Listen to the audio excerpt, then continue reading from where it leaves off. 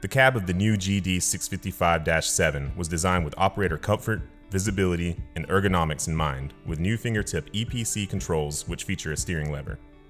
Now that we are inside the cab, first thing we want to do is buckle our seatbelt. The seat has several adjustments for the operator's comfort. Now let's have a closer look at all the controls used for machine operation and comfort settings. We will start on the left-hand side of the cab. On the outside of the armrest, you will find two knobs that can be loosened to adjust the armrest tilt angle. In this same area, the armrest fore-aft adjustment lever can be located. Now let's take a look at the left column and overhead controls. Located on the left-hand column, you will notice the switch pad for the operator monitor input. Located above the switch pad is the left-hand door release. As we make our way up the column, we notice the rear view monitor brightness adjustment switch, the rear work lamp switch, the front work lamp switch, the cab mounted work lamp switch, and the heated rear window switch. One should also notice there are a few switch blanks in place, should the customer want to add any Komatsu approved accessories.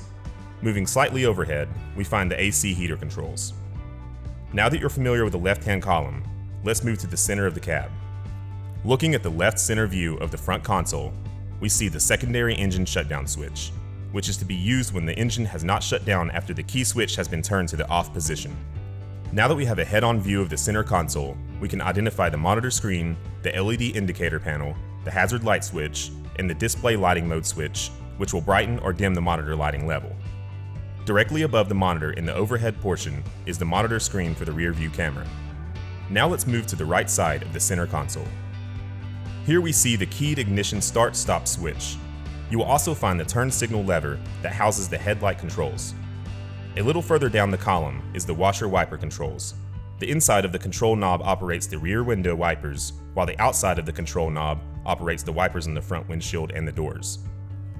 The operator has the ability to telescope the steering column in or out using the telescopic column release lever. One should notice the reduced size of the steering wheel for better visibility with a horn button located in the center. Looking at the floorboard, we see a few different pedals. The pedal on the left is the engine pedal, which is used when the transmission is in manual mode to intermittently disconnect the transmission from the engine. Caution needs to be taken when using the engine pedal for too long a period of time, as overheating and damage to the clutch could occur. The small pedal in the center is used for the steering column tilt adjustment. The next pedal is the brake pedal, used to apply machine brakes and bring the machine to a stop. The pedal on the right is the accelerator, which is used to adjust the speed and output of the engine. Moving to the right side of the cab, you will notice the same adjustments on the armrest as the left side. On the lower part of the column is the right-left armrest height adjustment. Pressing the switches will independently raise and lower each armrest. Located above these switches is the door release. Moving up the column, we see the work equipment enable switch, the lifter lock pin switch, the steering lever enable switch, the blade accumulator switch, the power mode selector switch, and the transmission auto manual mode selector switch, which is used to select which mode the transmission operates in. Continuing up to the overhead panel, we will find the AM/FM radio. Now let's move on to the work equipment fingertip controls. We will focus on one side at a time. Let's start with the left side. Here we find the ripper attachment control lever, the blade fore-aft tilt angle control lever, the left blade lift control lever, the blade side shift lever, the blade circle angle control lever, the left blade float control switch, and the steering control lever. Note, the steering enable switch must be turned on to function. Now let's have a look at the right side fingertip controls.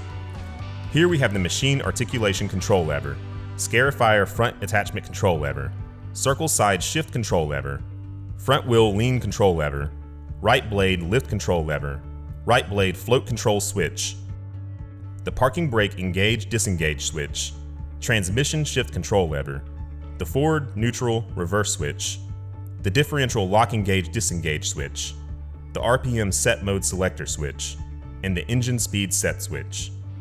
We will discuss in further detail how each control functions in another video within this series. This concludes the cab familiarization video for the GD655-7 motor grader. For more information, please refer to the Operation and Maintenance Manual or contact your local distributor. You may also visit us at www.komatsuamerica.com. Thank you for choosing Komatsu products.